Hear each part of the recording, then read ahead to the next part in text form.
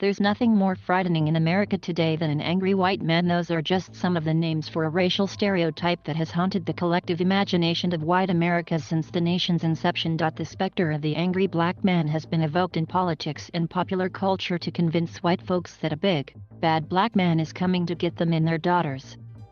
I've seen viral videos of innocent black men losing their lives because of this stereotype. I've watched white people lock their car doors or clutch their purses when men who look like me approach. I've been racially profiled. There is nothing more frightening in America today than an angry white man.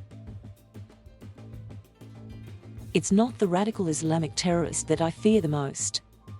Nor is it the brown immigrant or the fiery Black Lives Matter protester, or whatever the latest bogeyman is that some politician tells me I should dread. It's encountering an armed white man in public who has been inspired by the white men on trial in these 3 cases. Here's what legal experts say helped acquit Kyle Rittenhouse. The legacy of white male violence. I am not suggesting we start racially profiling white men. The vast majority of white men are no menace to society. There is nothing inherently violent about white men, or any human being. But recent events have convinced me it's time to put another character on trial, a vision of white masculinity that allows some white men to feel as if they can rule and brutalize without consequence. This angry white man has been a major character throughout U.S. history. He gave the country slavery, the slaughter of Native Americans, and Jim Crow laws. His anger also helped fuel the January 6th insurrection at the Capitol. That's a sweeping claim. But these trials represent something bigger than questions of individual guilt or innocence. They offer a disturbing vision of the future, and a choice about what kind of country we want to live in. The facts of the trials are well known to many Americans. In Wisconsin, a jury found Kyle Rittenhouse not guilty of all charges in the shooting deaths of 2 men and the wounding of another during a racial protest last year. Rittenhouse, who was 17 at the time, said he was in Kenosha during the protests after the police shooting of Jacob Blake to help protect property. He said he shot the men in self-defense. In Georgia, 3 white men are accused of chasing and killing Ahmaud Arbery, a 25-year-old black man, last year while he was jogging. The men say they were trying to conduct a lawful citizen's arrest, and the man who shot Arbery says he acted in self-defense. And in Virginia, a civil trial is underway to determine if organizers of the Unite the Right rally intended to incite racial violence. 1 person was killed and dozens injured thereafter white supremacists clashed with counter-demonstrators. Race is an inescapable theme that runs through all the trials. At the center of each are white men who are accused of using unjustified violence, either against an unarmed black man or during racial protests. In Rittenhouse's case, a jury cleared him of criminal wrongdoing. It's what's happening outside these courtrooms, though, that is most frightening. It suggests these trials are a symptom of a dangerous shift. Our politics are becoming more menacing. If there was an Exhibit A to describe this shift, it might be an anime video. Earlier this month, Republican Representative Paul Gosar posted a photoshopped anime video to his Twitter and Instagram accounts showing him attacking President Joe Biden and appearing to kill Democratic Representative Alexandria Ocasio-Cortez with a sword. The House voted this week to censure Gosar, with virtually no Republicans backing the resolution.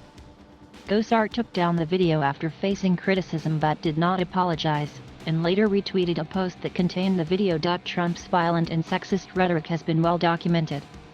More white men now identify as Republican, and the gender gap between both major parties is as large as it's ever been in the last 2 decades. One New York Times columnist, under the headline "The Angry White Male Caucus," said this anger is driven by white men who fear a changing America in which the privilege of being a white man isn't what it used to be. The anger also seems to be getting worse. After President Joe Biden signed an infrastructure bill into law this month, some House Republicans who voted for it reported receiving death threats. Election officials and school board members across the country are also reporting escalating threats. The recent poll revealed that 30% of Republicans believe that violence is justified to save the country. Political violence is not limited to the GOP. A Bernie Sanders supporter who publicly declared his hatred of conservatives shot 5 people at a Republican baseball practice in 2017. When do we get to use the guns? How many elections are they going to steal before we kill these people?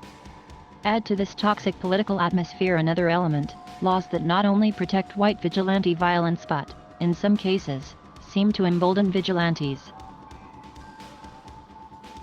Activists hope that widely seen videos showing white police officers and white men shooting black men like Arbery would inspire the courts and state legislatures to revisit laws that made such actions possible. But even after nationwide protests over the murder of George Floyd by a white police officer, little has changed. A growing number of Americans now want police funding increased. And though Georgia overhauled its citizens' arrest law, a reform bill called the George Floyd Justice and Policing Act died in Congress 2 months ago. We could see more guns on the streets. The conservative-leaning U.S. Supreme Court now seems poised to make it easier for people to carry guns in public, based on recent oral arguments over a New York gun control law. The U.S. civilian population is already the most heavily armed in the world. And our streets could soon become even more violent. A significant portion of the gun safety movement's current agenda is likely to come under attack in the coming years. Adam Winkler, a UCLA law professor and author of Gunfight, The Battle Over the Right to Bear Arms in America, recently told Newsweek, "I think bans on assault weapons and bans on high-capacity magazines are ripe for the new Supreme Court, with its newly invigorated Second Amendment, to strike down." The Supreme Court has also recently ruled once again in favor of qualified immunity, the legal doctrine that shields police officers accused of misconduct. There's been little national movement on reforming stand your ground laws, some of which allow people who believe they're facing an imminent threat to use lethal force without first trying to escape. At least 25 states have such laws, according to the National Conference of State Legislators.